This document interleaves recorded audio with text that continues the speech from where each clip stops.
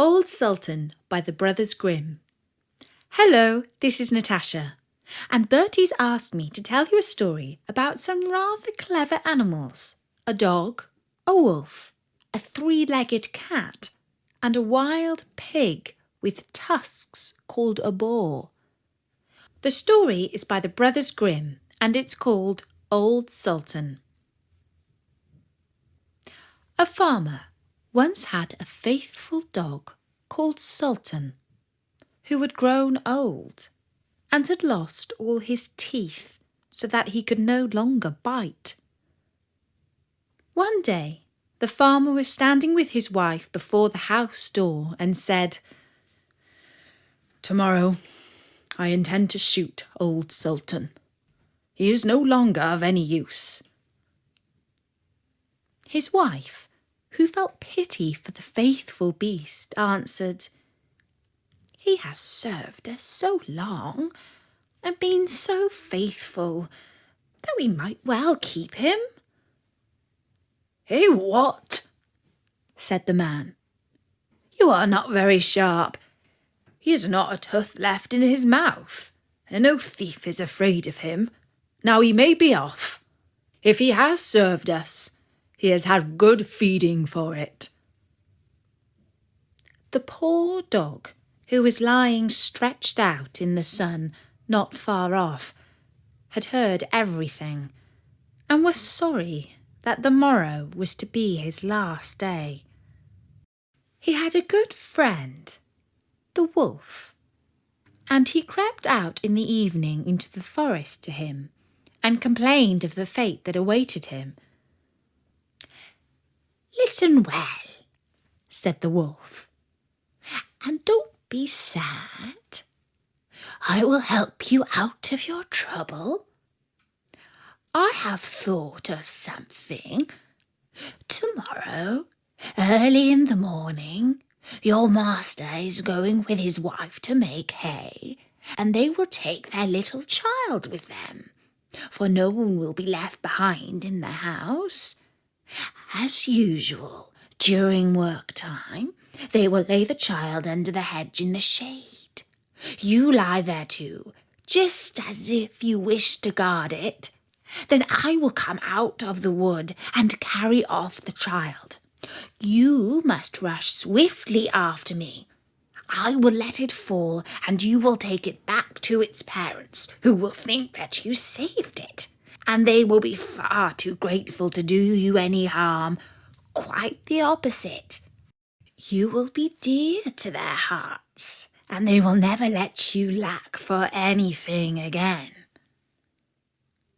The plan pleased the dog, and it was carried out just as it was arranged.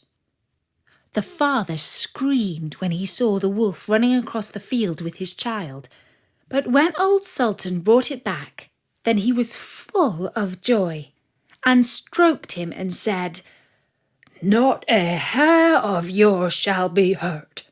You shall eat my bread free as long as you live." And to his wife he said, "Go home at once and make old Sultan some soggy bread that he will not have to bite, and bring the pillow out of my bed. I will give it to him to lie upon." And from that time on, Old Sultan was as well off as he could wish to be. Soon afterwards, the wolf visited him and was pleased that everything had succeeded so well.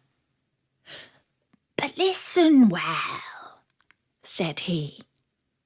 "You turn a blind eye when I carry off one of your master's fat sheep."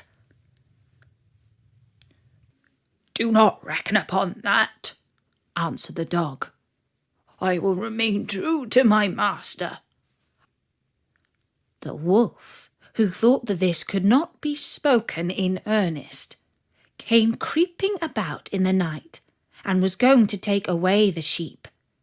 But faithful old Sultan barked, and the farmer chased after the wolf with a big stick. The wolf had to pack off, and he cried out to the dog, "Wait a bit, you scoundrel! You shall pay for this." The next morning, the wolf sent the wild boar to challenge the dog to come out into the forest so that they might settle the affair. Old Sultan could not find anyone to stand by him but a cat with only 3 legs. And as they went out together, the poor cat limped along and at the same time stretched out her tail into the air with pain. The wolf and his friend were already on the spot appointed, but when they saw their enemy coming, they thought that he was bringing a sabre with him, for they mistook the outstretched tail of the cat for one. And when the poor beast hopped on its 3 legs, they could only think every time that it was picking up a stone to throw at them. They were both so afraid. The wild boar crept into the underwood and the wolf jumped into a tree. The dog and the cat, when they came up, wondered that there was no one to be seen. The wild boar, however, had not been able to hide himself altogether, and one of his ears was still to be seen. Whilst the cat was looking carefully about, the boar moved his ear. The cat, who thought it was a mouse moving there, jumped upon it and bit it hard. The boar made a fearful noise and ran away, crying out, "The guilty one is up in the tree!" The dog and the cat looked up and saw the wolf cowering in the trees. He was ashamed of having proved himself to be so afraid. And when he came down, he made friends with the dog. And don't forget, there are loads more stories at storynori.com. So drop by soon and listen to another one.